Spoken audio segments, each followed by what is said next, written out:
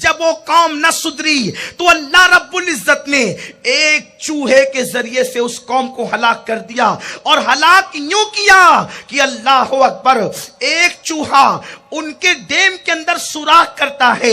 آپ مجھے بتاؤ میرے اللہ کی قدرت اور طاقت کا عالم کیا ہے؟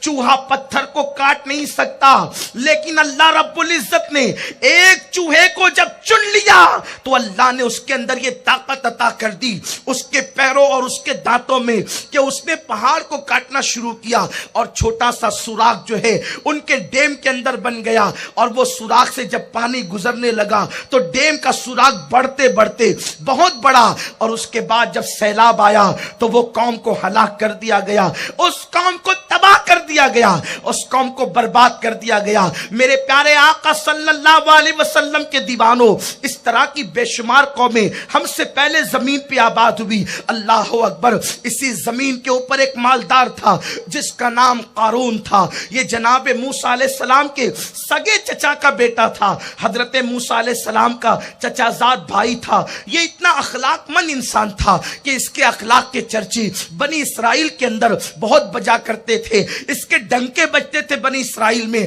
یہ توریت کا بہت بڑا عالم تھا۔ حضرت موسیٰ علیہ السلام جب بھی توریت کو سننا چاہتے تو قارون سے کہتے، او قارون ذرا تو توریت پڑھ۔ اللہ کا نبی توریت قارون سے پڑھا کر کے سنا کرتے تھے۔ قارون کو کہتے تھے تجھے توریت پڑھنا ہے۔ وہ اخلاق مند بھی تھا، وہ عالم بھی تھا، وہ توریت کا بہترین قاری بھی تھا، اس کی آواز میں بلا کا جادو تھا۔ آپ غور فرمائیں، جب جناب موسیٰ جیسا پیغمبر توریت اللہ کی کتاب قارون سے سننا پسند کرتے ہو تو حال کیا ہوگا اس کا۔ لیکن جب اللہ نے اس کو مال و دولت سے نوازا تو قارون کی طبیعت بدلنا شروع ہوئی، حضرت موسیٰ علیہ السلام سے دور ہونا شروع ہوا، اور پھر ایک وقت وہ آیا کہ جب اس کے پاس اللہ رب العزت نے دولت کی اتنی فراوانی عطا کی۔ قرآن کہتا ہے کہ اللہ نے اس کو اتنی دولت دی تھی کہ اس کی تجوری کی چابیاں ایک بہت بڑی جماعت انسانوں کی اٹھایا کرتی تھی، اور مفسرین فرماتے تھے قارون کے خزانے کی چابیاں 70 اونٹ پر لاد کر کے لائی اور لے جائی جاتی تھی۔ ذرا غور کریں، چابیوں کا یہ عالم ہے تو تجوریوں کا عالم کیا ہوگا، اور تجوریاں اتنی زیادہ تھی تو مال کا عالم کیا ہوگا۔ لیکن اللہ رب العزت نے جس وقت زکوٰۃ کے احکام نازل فرمائے اور قارون کو بھی یہ بات پہنچی، اللہ کے پیغمبر نے فرمایا کہ زکوٰۃ تم پر فرض ہے، اس وقت لوگوں نے، جو خوش نصیب لوگ تھے، وہ اللہ رب العزت کے حکم پر سر تسلیم خم کر لیتے ہیں۔ قارون نے کہا ٹھیک ہے، میں بھی اپنی دولت میں سے ہزارواں حصہ جو ہے وہ زکوٰۃ کے طور پر ادا کر دوں گا۔ لیکن جب یہ بات سامنے آئی، قارون حساب کرنے کے لیے گھر پہنچا، اور جب اس نے حساب کیا، حساب کرنے کے بعد جب اس کی آنکھیں پھٹ گئی، اتنی بڑی دولت مجھے اللہ کی راہ میں خرچ کرنی ہوگی۔ اس نے ایک ہیلا نکالا کہ کسی طرح سے زکوٰۃ دینے سے بچا جائے، اور اس کا طریقہ یہ ہوگا کہ حضرت موسیٰ کے کردار کو ڈیمیج کیا جائے، حضرت موسیٰ پر اعتراضات کیے جائیں۔ اس نے کیا کیا، راتوں رات جا کر کے ایک عورت کو پیسے پر پھسلایا اور کہا جب موسیٰ اپنی قوم میں خطاب کریں گے تو اس وقت تجھے حضرت موسیٰ پر زنا کا الزام لگانا ہوگا۔ عورت کو پیسے مل گئے، عورت اس کے لیے تیار ہو گئی، اور اس کے بعد جب صبح ہوئی، جناب موسیٰ قوم میں تشریف لائے۔ قوم میں تشریف لانے کے بعد آپ نے ارشاد فرمایا لوگو اللہ سے ڈرو، اور جب آپ نے قوم کے درمیان باز فرمایا، قارون کھڑے ہو کر کے سوال کرتا ہے، اے اللہ کے نبی ایک سوال کا جواب دے۔ حضرت موسیٰ علیہ السلام نے پوچھا کیا ہے؟ کہا اگر کوئی زنا کرے اس کی سزا کیا ہے؟ جناب موسیٰ علیہ السلام نے فرمایا اگر غیر شادی شدہ ہے تو اس کو کوڑے لگائے جائیں، اور اگر شادی شدہ ہے تو اس کو سنسار کیا جائے۔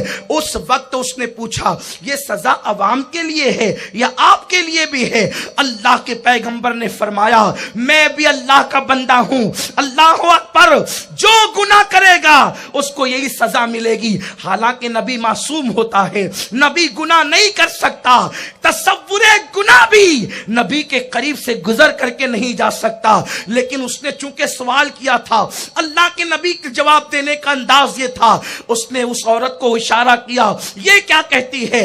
औरत खड़ी हुई, उसने कहा कि देखो ये औरत के साथ आपने ज़िना किया है। हजरत मूसा अलैहि सलाम ने कहा, अस्तगफिरुल्लाह, ये क्या बात करते हो? उस वक्त उसने कहा, मूसा ये औरत कहने के लिए तैयार है।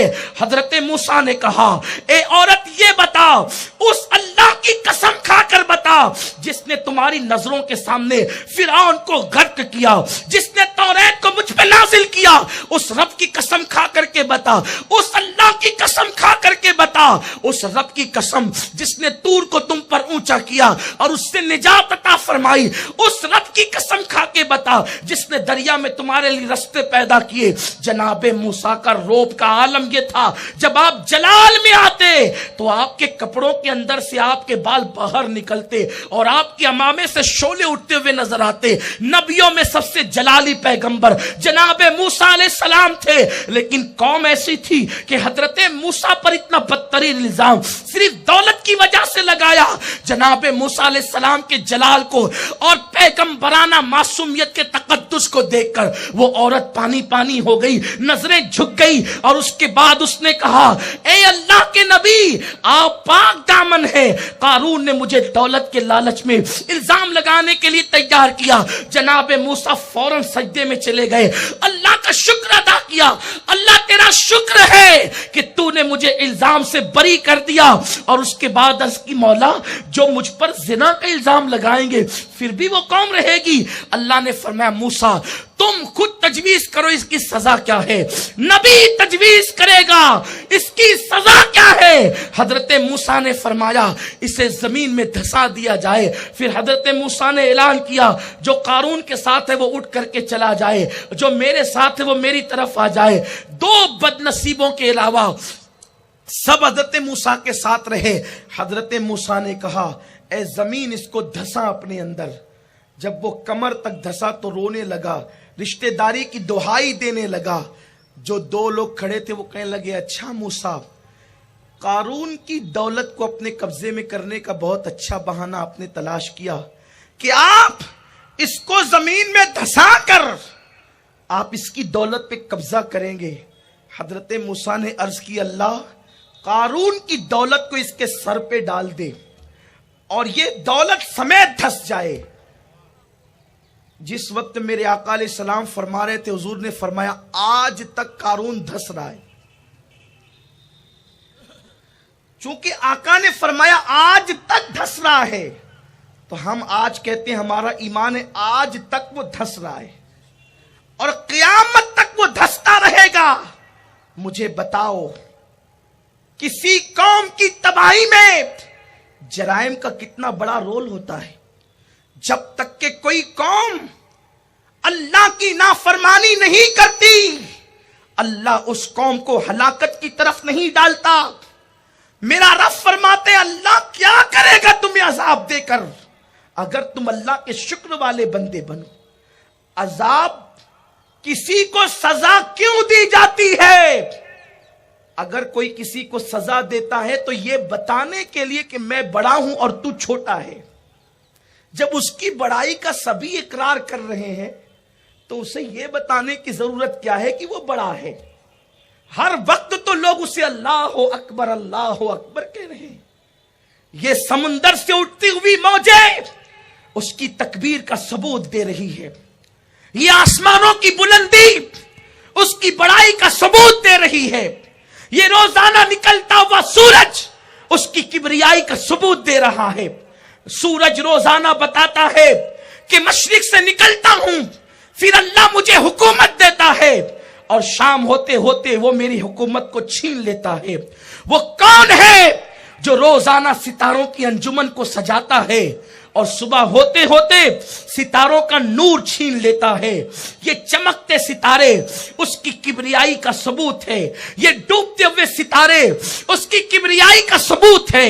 یہ آتی ہوئی راتیں اس کی کبریائی کا ثبوت ہے. یہ آتے ہوئے دن اس کی کبریائی کے ثبوت ہے. ہے کوئی ایسا جو رات لائے اور دن لائے اور پھر اتنی بڑی رات جو پوری دنیا میں اندھیرا کر دیتی ہے؟ جب صبح آتی ہے تو وہ رات کہاں چلی جاتی ہے؟ جب دن آتا ہے تو دن رات کا اندھیرا کہاں لپیٹ دیا جاتا ہے؟ اور جب رات آتی ہے تو دن کا اجالا کہاں لپیٹ دیا جاتا ہے؟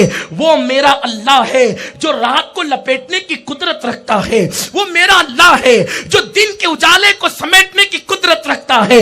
وہ کون ہے جس نے لنگڑے مچھر سے نمرود کو ہلاک کیا؟